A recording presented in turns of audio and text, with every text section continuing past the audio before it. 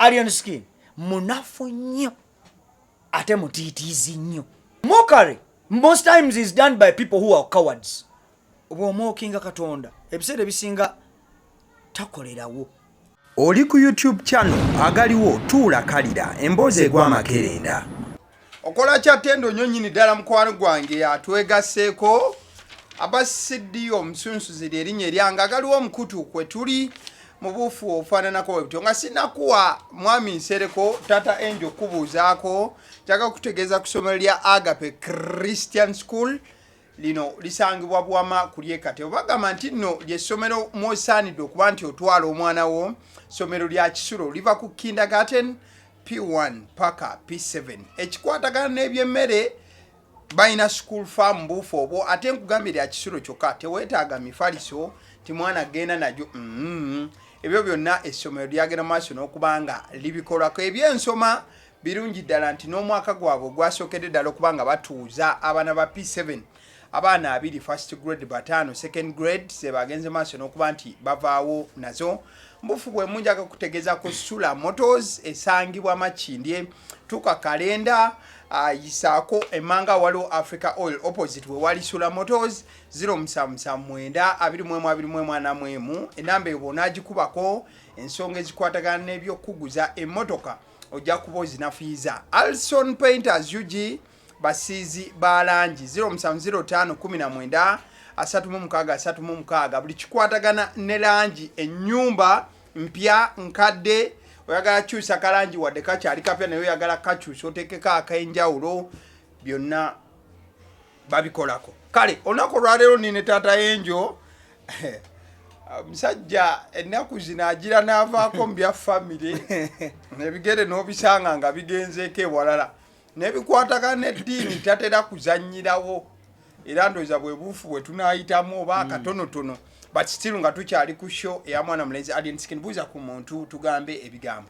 Mukama waffe ebazibwe twebaza Katonda okuba nti atutuusizza wano nga tukyali balamu. Amiina. Era njagala okubaaniriza ku Agaliwo YouTube channel nga nze Nsereko Godfrey olunaku olwaleero njaga okwebaza omukisa guno gwompadde okuba nti ozzeemu nonjaza nze ani munnaye guddamu noyita mbeerawo nga nkulaba ku pano kwolwo nga tompise ne ngamba yii leero kiki nolaba leero ogambe nti kunzijukire nange abantu bandabekewo sebo njagala okwebaza nti weebale kumpita nenzija mukama wange agasaaka ge gattula mukama abampeera omukisa nate. Amiina. Alien skin yabadde n'ekivulu hawe twakoledde leero. Alien skin yabadde n'ekivulu ekyagenze maaso n'okubanga kitambulira ddala bulungi. Abantu bagenze maaso n'okubanga bajja byabaddewo abafanguuni beeriisizza enkuuli bajjidde ddala but wakati nga kigenda maaso n'okubanga kitojjera nakulabye ggwe ng'olina obusungu bwo mainly nga bwetoololedde nnyo ku byabadde ku stage. Yes. Wenjagala tugende 100% tutandikira awo. Yeah, of course ekyabaddeko ye yabadde introduction eyo eyasoose okuyingirako grand entry. Yayingiddewo nga Yesu Kristo omunazaaleesi n'ayambala engule ng'anywa enjaga ate yabadde enjaga yabadde ki just kyabadde kipapula nga bakizinze nga mulimu obuntu ng'abufuuwa. Saagala n'ate owabye ompabye gwoba olaba Alien Skin asobola ozinga ekipapula nga sinjaba taaba.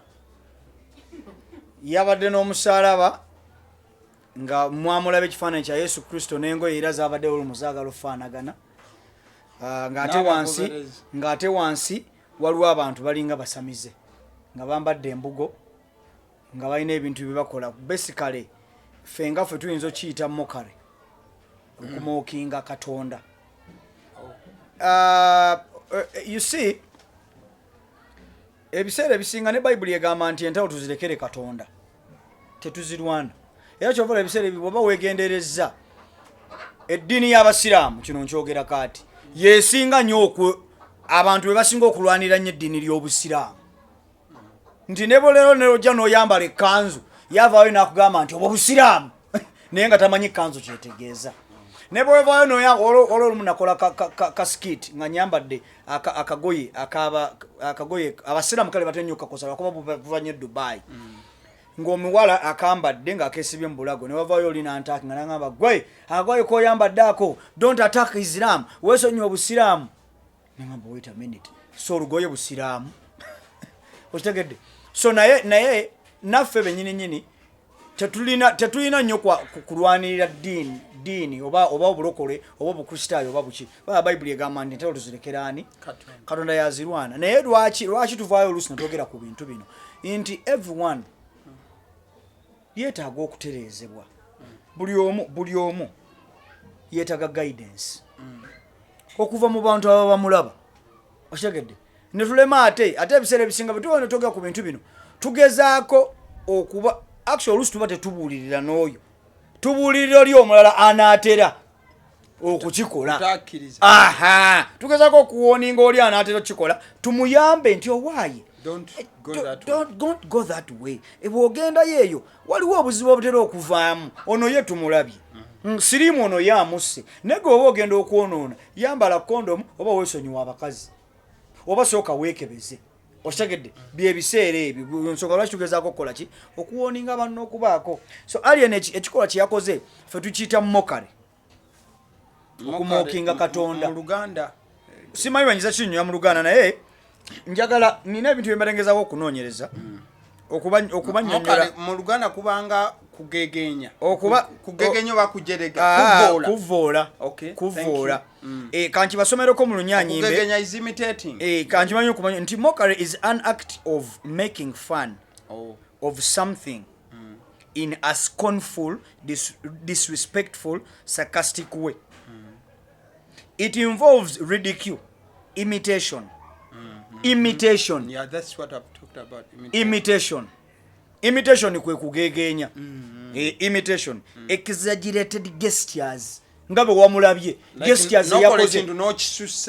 No exaggerate nga kanatekawo abasamize wansate nanywe enjaga. Exaggeration. Ontegedde na exaggerating gestures. To belittle or insult. To belittle okunafuya kukakanya nedda. Okunafuya oba insult okunyoma.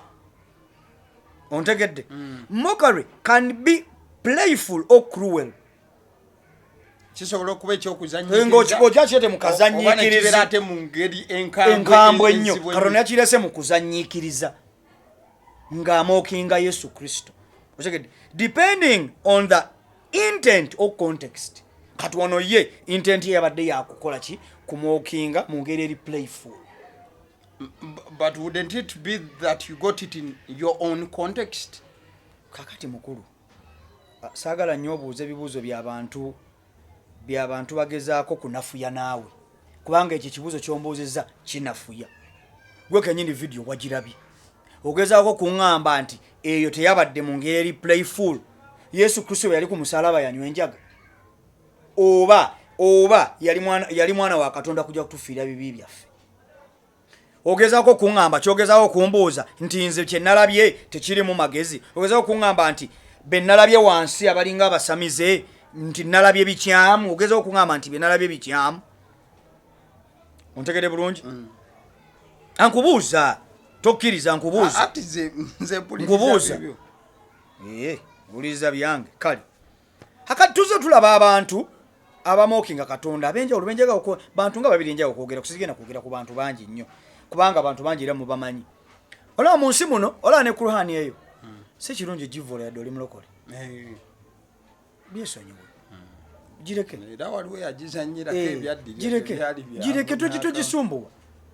Tetumanyi obuvo n'obuddo bwayo. Tobumanyi. Gireke. Bw'obanga osinza Yesu, wakkiriza Yesu Kristo ng'omulokozi wo. Lwaki okola ataka sigamba kubuulira njiri byanjawulo. To preach the gospel to someone and they give their life to Christ is different from attacking someone. Byanjawulo. Kubanga Yesu Kristo yabayita abantu okubuulira njiri teyababuulira ku attackinga na kulwana ntalo. Yabayita kubuulira njiri, yabagamba kugenda kubuulira njiri. So si kuba attackinga na kuba kola ki na kuba vuma na kuba ridiculing. Nedda si yagamba. era omuntu yenna omulokole oba omusiraamu yenna agezaako genda okubuulira ekigambo kya Allah oba ekya Yesu Kristo ng'avuma ngavvoola oyo aba mukyamu avudde ku mulamwa gw'alina okukola n'atandika okukola ataaka okategedde akantu ako so kati toataakinga bantu balala gundi kuruhani gireke oba oli mulokole oba omukristaayo oba muthodokisi oba kuruhani gireke toataakinga togiyuza togyokya gireke tekwata kugireke gwe buulira njiriyo wakanyamu naye okuwakanya kulala n'okwata oba ebigambo bino byanjawulo oli ayinza okukwatanga n'ogamba yanvumi naye nga ayinza okuwakanya n'ogamba yanvumi naye nga nedda yawakanyiza buwakanya so kati bayibuli gireke togyokya togirinnya togiyuzaamu mpapula gireke gwe buli ekigambo kya Katonda so waliwo abantu bemanenya bagamba waliwo omusajja eyazimba aba Titanic bamuyita Joseph yagamba nti God himself nga tennaba kusimbula God himself cannot sink the ship nti Katonda yennyini mwene God himself tasobola kubbiza kundi eno kyekyabaawo yabbira ye yennyini yabbira ne Titanic yonna yabbira naye yennyini yakola ki teyaddangu kubanga yawonako twamulaba okategedde waliwo omukyala bamuyita Munro akakyala ako kaali waliwo omwami bamuyita Bill Graham Bill Gates ne bamuyita Bill Graham Bill Graham yagamba akakyala kano nti you need to turn your ways to Jesus Christ vaayo eno jangu eno ne kamugamba nti I don't need Jesus mu bbanga tono nnyo bamusanga afiiridde mu hoteli ye ategedde omanyi oyinza okwogera ekigambo kino nga tokikakasa mu mutima gwo naye Katonda bw'atunulira omutima gwo nga ddala obadde okikakasa wabawo repercussions ezibeera mu bulamu bwaffe okitegedde so tuzze tulaba abantu ab'enjawulo abakoze ebintu bifaanako bwe bityo mu nsi muno Madonna yajje ku stage n'omusalaba PDD yarazzeko n'omusalaba tumulaba Nazi yarazzeko n'omusalaba omulala temuyinza okuba temumanyi Tupac yarazzeko n'omusalaba Lady Gaga yarazzeko n'omusalaba n'abalala Lil Nas X bonna tubalabe balokoze the most sinful things ku stage nga bamookinga Katonda naye kuno kubeera kulabula eri abantu abalala bonna nga bwolaba nti bw'omookinga Katonda ebiseera ebisinga takolerawo atakolerawo ebiseera ebisinga takolerawo ayinza okukola ekintu nekijja mpolampola nekijja kitya nekijja mpolampola nekikulya nekikumalawo mpolampola kankusomereko ebintu 2-3 otegeere ekintu kino Bakolinso 2:36 Bakolinso 2:36 But the people mocked the messengers of God and despised their words. They scoffed at the prophets until the Lord's anger could no longer be restrained and nothing could be done.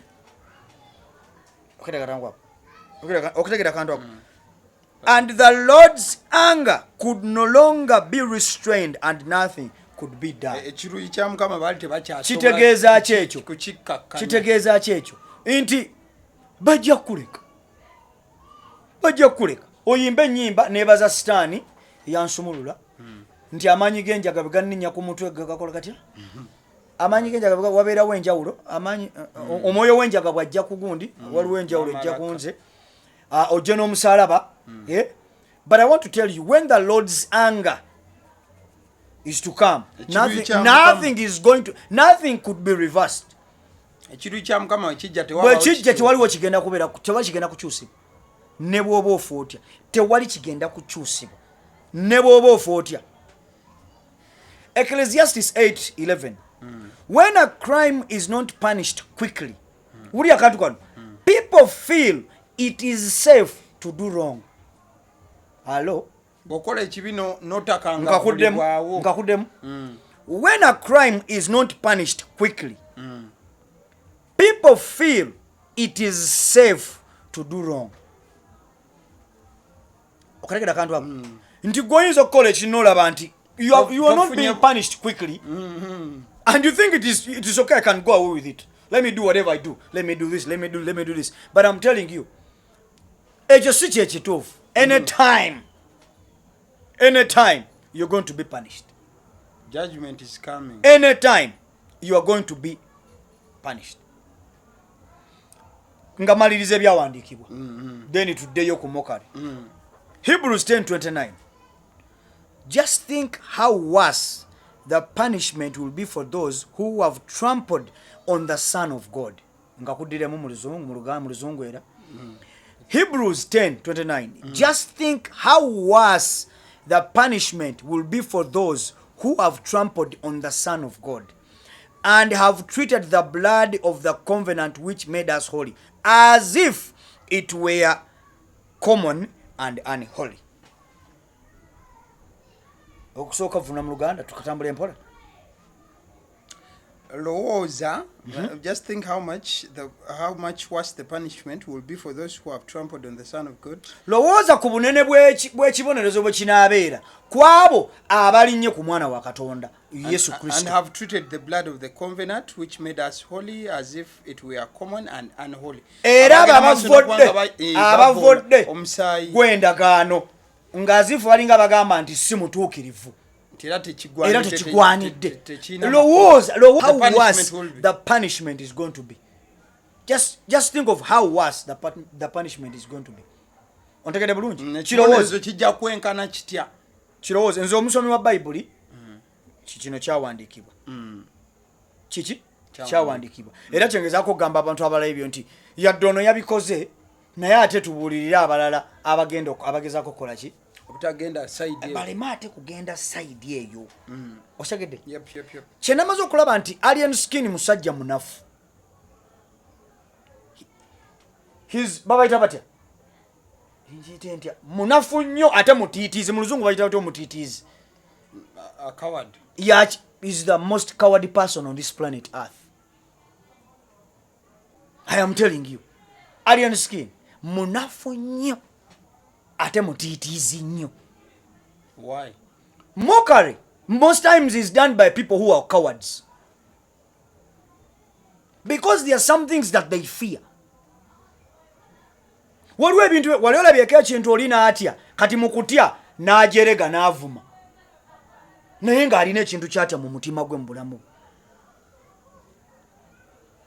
Ontegedde bulungi? Ng'alina kyatya. Kati weapon gye bakozesa is bakikosa to defend themselves. Babeera insecure munda, babeera bawulira nga bali immature, so ne batandika ebintu babiteekanga joke. Bateekanga joke. Kati olw'okuba yatandika oluli nebaza stand, people started attacking him. Ne bagezaako omutereeza n'agamba temumumanyiira. Kanaakoza fiya eyo n'atandika okugamba nti kati kankikolere ddala. Ontegedde kyenjogedde? Olabeko omuntu n'omubulira n'omugamba naye wandibadde weesonyiwa omukazi oyo, wandibadde weesonyiwa omusajja oyo, wandibadde olekerawo obubbi naga tomumanyiira, ali n'asigala mu maaso ng'akola ki? Ebeera fiya mu bo, insecurity nga agezaako kirwanisa n'ate emifo kyo kiko n'agenda maaso n'akikola bukozi. Oba showing you how legit it is. Ng'agezaako okukakasa nti tomumanyiira. There is nothing you can tell me. Yakyasinza okuba omutiitiizi. Tusomemu katono. Mockery can sometimes be used as a defensive mechanism. Hello?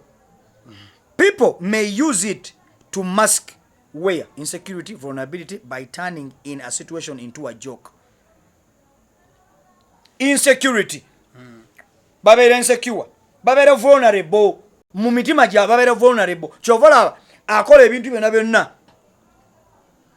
to defend okwekuuma ebyo bebawole abatayagala mwogerako. Kyakola ng'akola kino abatiisetiise nti nsobola na kino kikola temumumanyiira. Naye nga munda deep inside they are cowards. They are trying to defend themselves. They take it into a joke, ridicule, something that threatens them.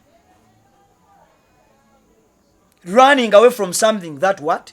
Threatens them. Otegedde? This can be done in a way to regain control, deflect attention, reduce the power of something intimidating them. They are trying to reduce the power of that thing that is trying to intimidate them. Exactly. Aha! Mumanyiira Yesu Kristo, who is Jesus Christ? Let me ridicule him, but again, I'm somebody. Let me ridicule him. Let me mock him, but again, I am. But in actual sense, is bitwala mbizibu. Otegedde bulungi? Someone feeling nervous in a tense situation might mock the danger to make it seem less serious. Nakifuula nti kyamunyumiza nsobola n'okujja ne ku musalaba n'enywa enjaga yange. Don't just tell me, who are you to talk to me about this? Who are you? Ate teweerabira akantu kano nti ebintu ebimu babikola nga tebali ku nnomo, ako tokeerabira nti ebiseera ebisinga omuntu waba tali ku nnomo akola ebintu ebitakwatagana. Alina ensi gy'abeeramu awo nekiki ekyabadde ku kisagondeyo ku kisaawe banga mwabaddeyo naye wageze omukka gwabadde gutya awo ekire kyabadde kitya ekire sina kyenalabye nze tewabaddeyo omukka tegwakoze ekire banga omukka gwakoze ekire okwekalakaasi. sina kyenalabye. Teweefuula naawe omuntu teweefuulira wano ogundi ng'ate abaddeyo mwabaddeyo kati tuze undinga kale ekivulu kye kyabaddewo wabaddewo kivulu. Ontegedde awo tuveewo awo tumazeewo. So kuno okulabula kugenda eri abantu baffe bonna abagezaako okumookinga Katonda. Kyetusomye wano mu Bayibuli, kyetusomye wano nti tobeereyo ne weewaanawaana olw'okuba nti ekintu kyokola Katonda tannaba kukukomako.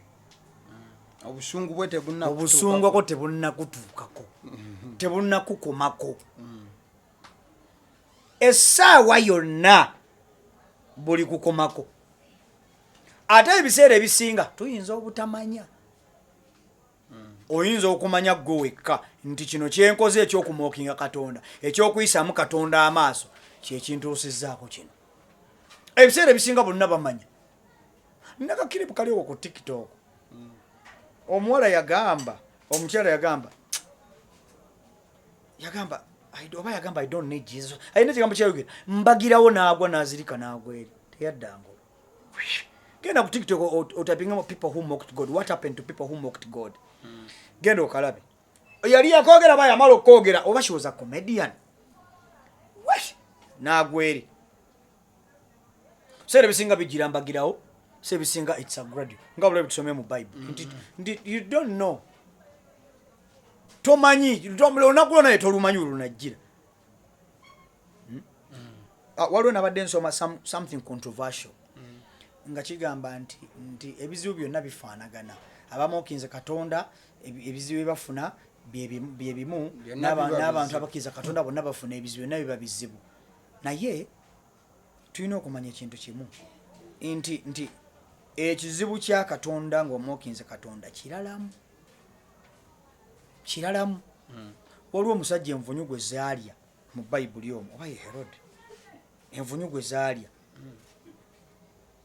ng'agezaako mumookinga Katonda. Endowooza Herode envunyu gwe zaalya kati biba biralamu n'ebizibu bino ebya bulijjo. Ate n'ebizibu bya bulijjo bisobola okugenda, naye Katonda ekintu kyakutaddeko mwana wattu tekigenda kubanga ekibi ky'osa kiyinza okukola mu nsi muno kwe kuvvoola. Bakugamba nti okuvvoola tekusonyiyibwa, ebirala byonna bikole. Naye Bayibuli eno gye nsoma eŋŋamba nti okuvvoola Omwoyo Omutukuvu, okuvvoola tekisonyiyibwa okategedde so kati kuno kulabula eri ggwe nange nga bwe mbyogera nange mba nebuulirira kubanga tomanye esaawa yona nyinza okukera ku macyanga nange ntabuse nange mba nebuulirira naawe mba nkubuulirira nowa kamera mba mubuulirira n'oyo producer ne mba mubuulirira n'oyo transport officer wo mba mubuulirira nti bannange twegendereze nga twataakinga Katonda Mukama bampera omukisa kale mbadde ne mwami Nsereko Tata Enjo baka buli brief butwale nga bw'obufunye nkakasa tabuleese mu ngeri ya kuvvoola muntu yenna wabula agezaako kulwanisa kuvvoola kubanga tulina kye twalabyeko so ntugezaako okwongerezaako agezaako kulwanyisa kuvvoola tazze kuvvoola mubeere bulungi mwebale